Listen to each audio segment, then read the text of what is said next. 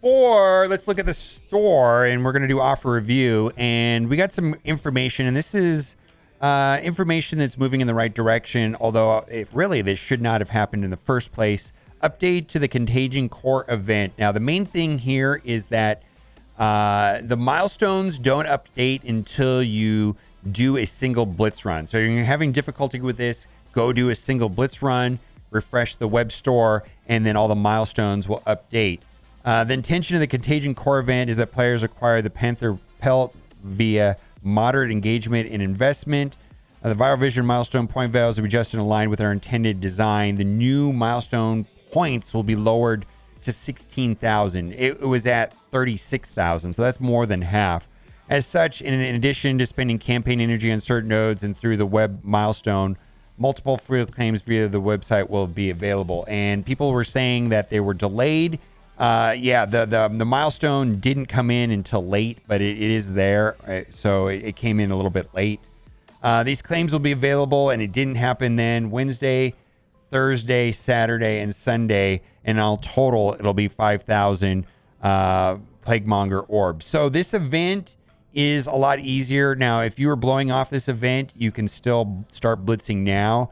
And, with I don't know, probably if you start doing at least 4 rotations a day, you might be able to finish it, like if you haven't started rotating. But I believe this puts the total numbers on the event, like if you were doing it from the beginning, at under 2.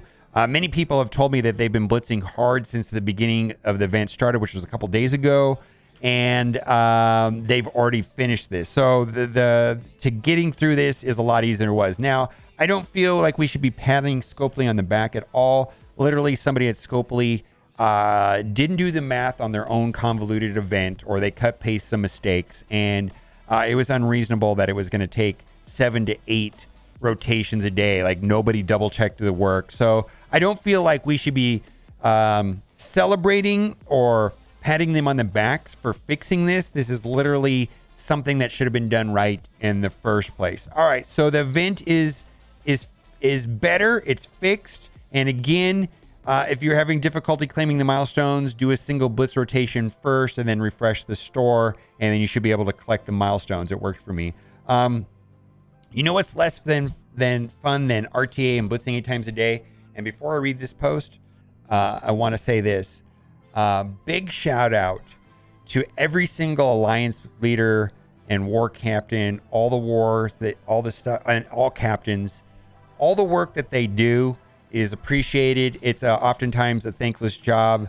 And this post really here is talking about how being an alliance leader is a hassle. And I just wanted to say thank you to all the alliance leaders and captains out there that do the recruiting and the babysitting and the coordinations and the spreadsheets and the Discord messages, all that. Alliance management is at the worst, don't get me wrong. I love sharing tips and tricks and chatting with my friends. It was fun about the game. I love hypothesizing what's coming in the future. I even live organizing Discord servers to host these things. Screenshotting who's hit the raid today, who's had boosts in war, and then comparing them against Alliance roster and the heads-up announcement by members who have real-life events is a miserable waste of time. It's even less fun. For them to decide whether the DM people or publicly shame them for not playing their phone enough, parsing out who is completing nodes and raids because the roster is who's still developing and who isn't completing nodes because they're slacking. Is not a game, it's a job, and it's a job that no one wants. And I just want to say that I thank you to the people that do want to do this. But if you don't take it on, then the competitive guys you want to play move on, and then you're stuck convincing everyone else that the game isn't ending and the alliance isn't folding, and they don't need to start looking for a new alliance. God forbid 2 or 3 players leave together. Then every new player who floats in sees the holes in your roster and moves on to the next one. Then you get to spend hours a week checking recruitment pages and hoping that rare players in alliance just collapse hasn't responded to the 30 other captains that are also just trying to fill the spots. And this is the main point right here, because it is not this way in Galaxy of Heroes. In Galaxy of Heroes, they have alliances with 50 people. And if 2 people are slackers or 2 people fall off, it's fine. Maybe even more than 2 people. But here, you need like 100% participation for 24 people. And if you have like 1 or 2 people that actually, have a funeral or have a wedding or have to go do something or have to work or, or they're sick, In Galaxy of Heroes, you didn't need everyone running at 100% at all times to finish raids, etc. In fact, if someone broke the rules, they had to sit out of a raid as a punishment. Could we please reduce the requirements alliance base so that all the 24 members do not need to 100% everything every day? We expand the alliance members to 30 days. We need help here. Captains and alliance leaders are rarely doing this because they need their ego stroked. They just want to get rewards that require other people to play like them, and they're willing to put their time in to organize those other people to accomplish that. We've already had to accept that we can't play with our less hardcore friends. Can't form alliances that accept new recruits in the game because they'll drag the whole team down. We need tools to monitor. This is the point. We need tools to monitor participation. We need tools to simplify communication with our alliances. We need tools to automate the standards. We need to relax on some of these requirements. So this has been a problem in the game, and I know that the API was a part of the solution, but I've been asking people, and so far API and the new MSF.gg has not helped much when it comes to alliances. Also, a lot of people have been asking me this about the Strike Pass level 4. The new index message that Commander's levels level 80 should get the new Strike Pass 4, which Strike Pass 4, which is supposed to have teal gear. Yet at level 90, I'm still getting Strike Pass 3, and I can confirm that this is not working correctly. And I am getting the Strike Pass level 3. It has been reported. And so maybe this, I suspect that this notification was sent out prematurely, 0 days without incident. Anyone think Spider Weaver is fun? I view Spider Weaver kind of like Heroes for Hire. Super annoying until we figured out how to beat them and how we were presented solutions to beat them. Honest question, I played the game for nearly 1,400 days and about 27 million TCP. I've seen metas come and go. For me, Spider Weaver is the most infuriating character to encounter in Crucible. My opponents feel that the same because the last 3 haven't even bothered to launch an attack against the room I have her defending. Apart from the dopamine rush of checking your defense and finding some poor bastard to ran them into a ground, trying hopelessly to clear the room, does anyone actually find this character enjoyable? So I think this is more about finding solutions to beat the team. I know today I went into a battle and I was able to refer to a Dorky Dad video where I sent in a burner team, and then I followed up with Eternals, Shang-Chi, Loki to boost Cersei, and X-23, and I was able to beat the team. Other people are having success with Dormammu with Infinity Watch, where they put in Dormammu in place of Nebula.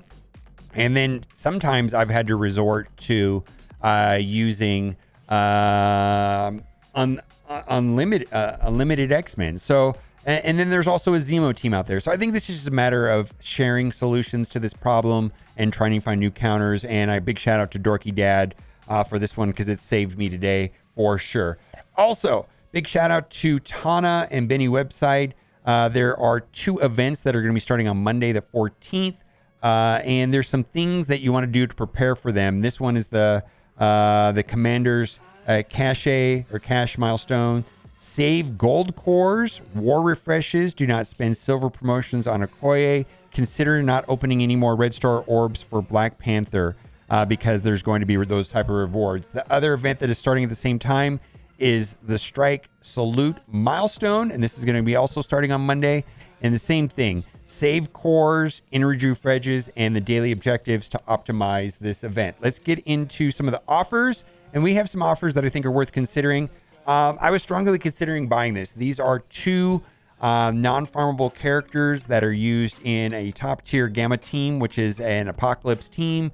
And unfortunately for me, buying this, which is a good value because they're 50 character shards times 2. So basically you're buying 50 character shards for $10 on a premium character that's not available anywhere. It's just unfortunately it doesn't upgrade either character. If I could buy this offer twice, maybe and take each one of these characters up a star level, that'd be better for me. But anyways, I'm not going to buy this because it doesn't really help my roster, but I think this will be a popular offer. And if this improves your stars, I think it's worth considering. Then they also have a red star draft, and this is for equal chances of a 5, 6, or 7 on the Gamma. That's excluding Red Hulk. A little bit pricey for me, so I'm not going to be considering this right here, but you can buy that for $30. And then also, this is an interesting offer, and the 50 gold promotion credits is almost worth it for the $20 alone. Typically, the anchor pricing on gold promotion credits is $35 US for 40 gold promotion credits, which I don't think is a great deal. But this right here will give you 50 gold promotion credits, 300 dark promotion credits, and 2 red star orbs. So I see this being a popular offer as well. Next, we've got an insane offer, and I don't know, this just seems so backwards, almost feels like an error.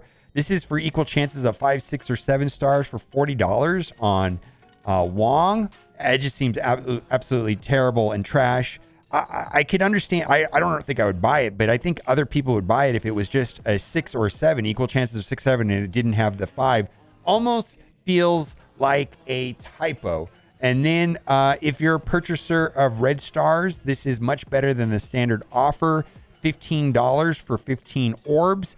The standard offer that's been in the game since red stars have been out was $50 US for 14 orbs. This is $15 for 15 orbs. Much better value.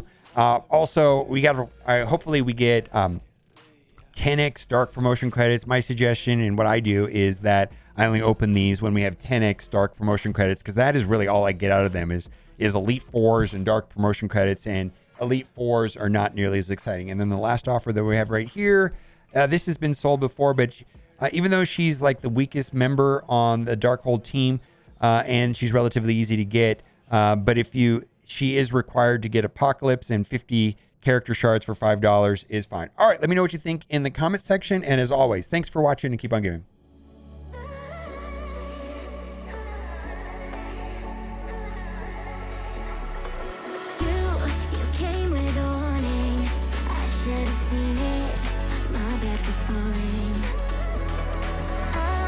I'm far from perfect, but I know